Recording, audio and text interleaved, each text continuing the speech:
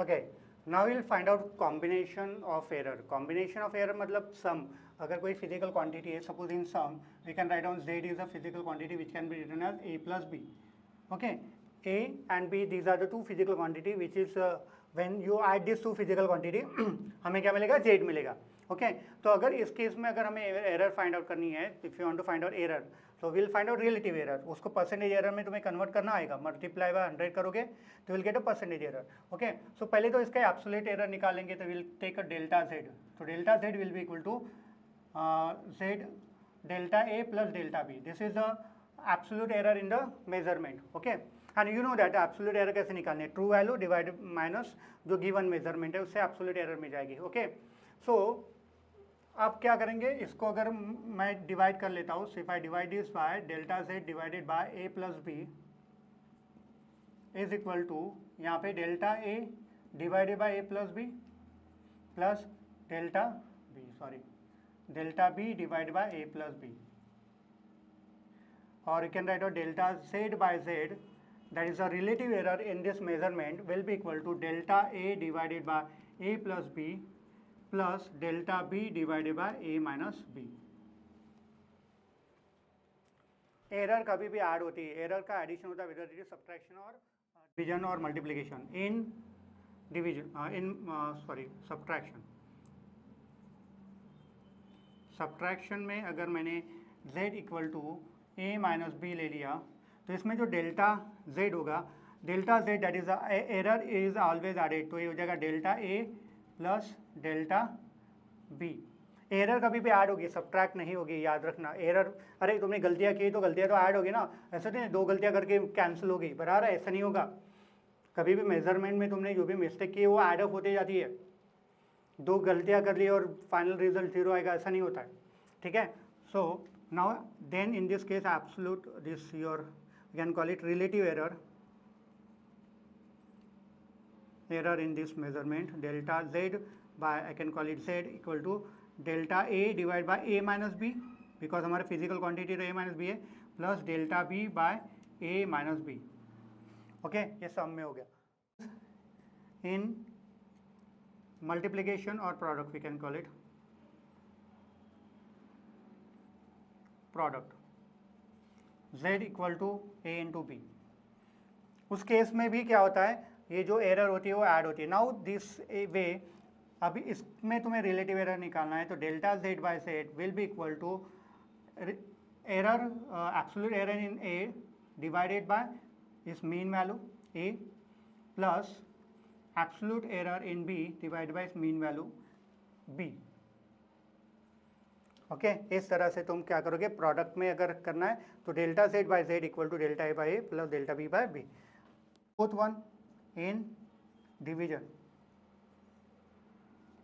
में z equal to a by b है, सो उसमें भी ऐसे ही करना पड़ेगा सेम, उससे कोई फर्क नहीं पड़ता डिवीजन है क्या नहीं है.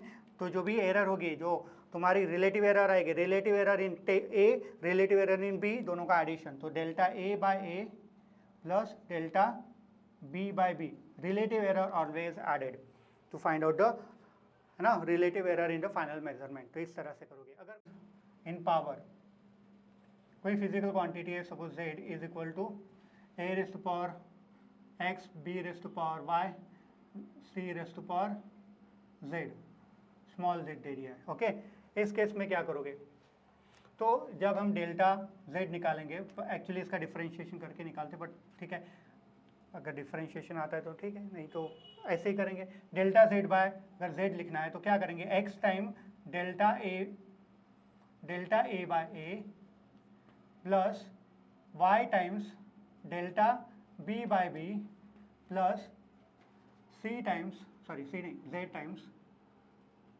Delta c by c. Okay, this is the way we will find out relative error in the measurement. इसमें भी यहाँ पे रिलेटिव एरर है, यहाँ पे भी रिलेटिव एरर है.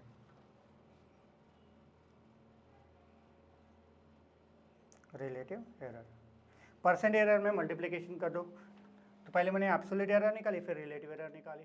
तो एक एग्जांपल ले लेते हैं, सपोज करो एग्जांपल, एप्लीकेशन ले लेते इसका. suppose we have to find out what is the relative error in measurement of area, surface area of the sphere.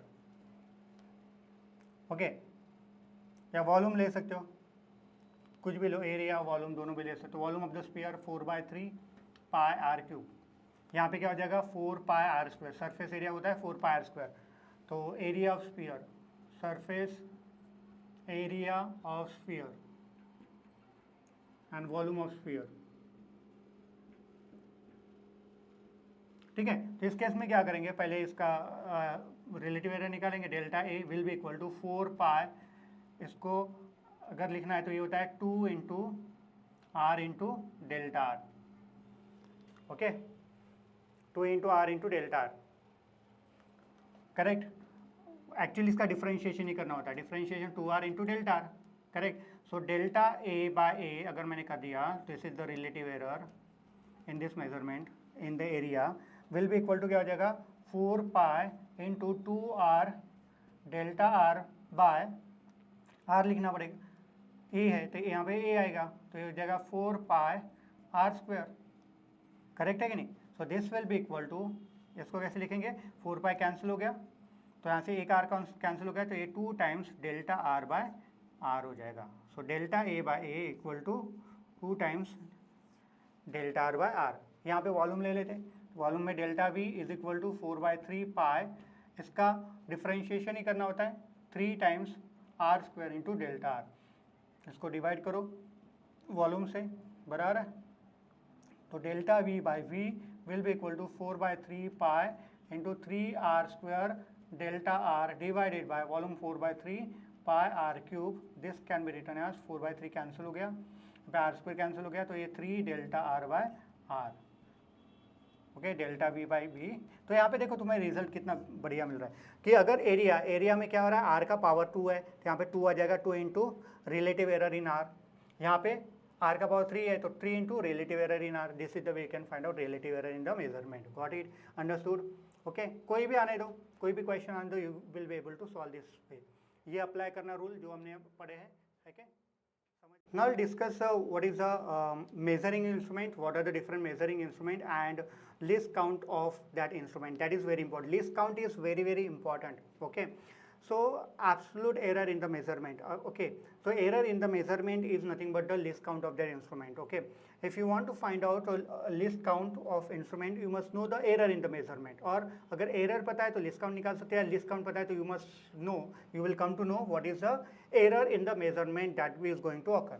Okay, so least count of instrument क्या होता है, that is most important. Suppose if I measure the length of the scale. Okay, suppose length of the scale is coming out to be 56.0. okay, centimetre. ये अगर मैंने कहा कि किसी length scale से मैंने लेंथ मेजर की, that is coming out to be 56.01 और वहाँ पे 1 mm का डिवीजन है. ठीक है, 1 mm का डिवीजन है मतलब स्मॉलेस्ट डिवीजन वो हो गई x इक्वल टू तुम्हारा क्या हो जाएगा. तो error in the measurement that smallest division on the scale, तुमने देखा होगा जो स्केल होती है ना 15 सेंटीमीटर की स्केल होती है, तो हमें स्मॉलेस्ट डिवीजन होती है 1 mm की. तो error in the measurement is 1 mm and that is nothing but the least count of the instrument. बराबर है. तो 1 mm तक हम मेजर कर सकते हैं स्केल के, स्केल से 1 mm मेजर कर सकते. 1 mm से अगर लेंथ कम होगी तो will not be able to measure the length of that particular distance which is less than 1 mm with the help of that scale, जिसका smallest division है 1 mm.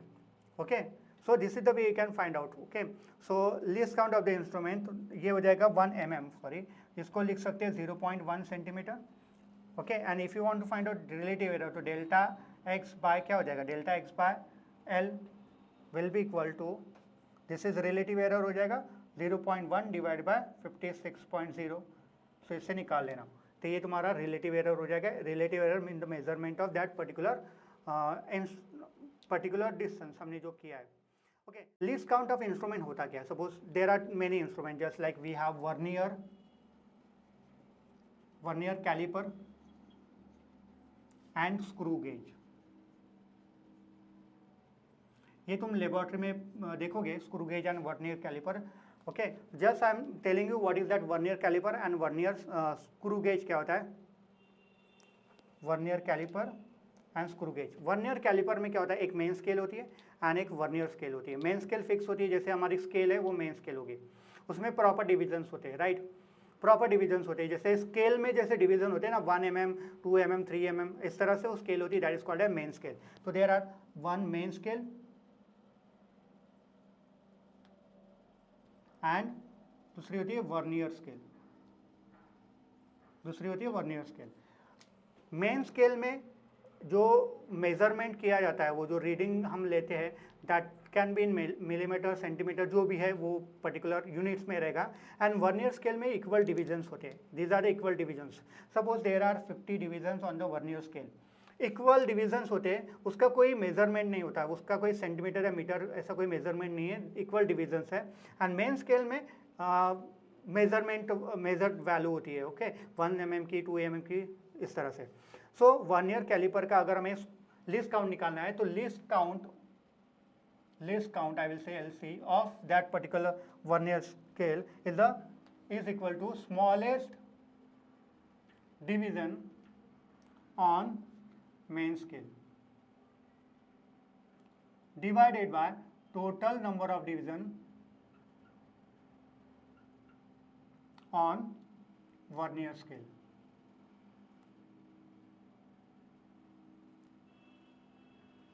Smallest division on main scale, अगर smallest division on main scale suppose मैंने 1 mm लिया, तो 1 mm is the smallest division, divided by, अगर total number of division वहाँ पे 50 है तो ये हो जाएगा 1 mm by 50, मतलब 0.02 mm is the smallest division which can be measure with the help of this instrument. Scale से इतना नहीं कर सकते, स्केल में सिर्फ 1 ही रहता है, 1 mm का ही रहता है, 1 mm is the least count of the scale. लेकिन बहुत सारे इंस्ट्रूमेंट्स होते हैं वहाँ पे मेन स्केल भी होती है, जैसे मैंने वर्नियर कैलिपर का कहा, वर्नियर कैलिपर में एक मेन स्केल होती है और वर्नियर स्केल भी होती है। वर्नियर स्केल में सपोज 50 डिवीजन्स है एंड मेन स्केल में तो बहुत सारे डिवीजन्स रहेंगे, लेकिन वो जो स्मॉलेस्ट डिवीजन होता है मेन स्केल में वो होता है 1 mm का, डिवाइड बाय 50 करोगे तो 0.02 mm is the least count of the instrument, मतलब 20 माइक्रोमीटर तक हम उसका मेजरमेंट कर सकते हैं, तो that is the least count, okay.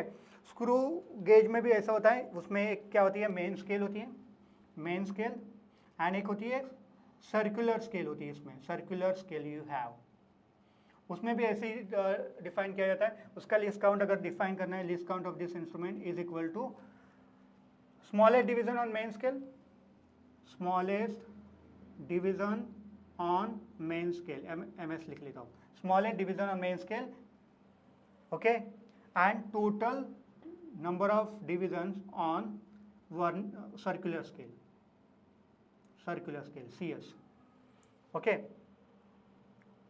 इस तरह से निकालोगे। Smallest division of main scale suppose तुम्हारी 1 है, मतलब स्मॉलेस्ट डिवीजन 1 mm का है, एंड सर्कुलर स्केल पे जो नंबर ऑफ डिवीजन है 100 है, तो वो 1/100 हो जाएगा mm में, बराबर है। तो this is the way you can find out least count of the instrument, and that is most important. Least count of the instrument is the smallest division, smallest reading that can be taken with the help of that instrument, okay.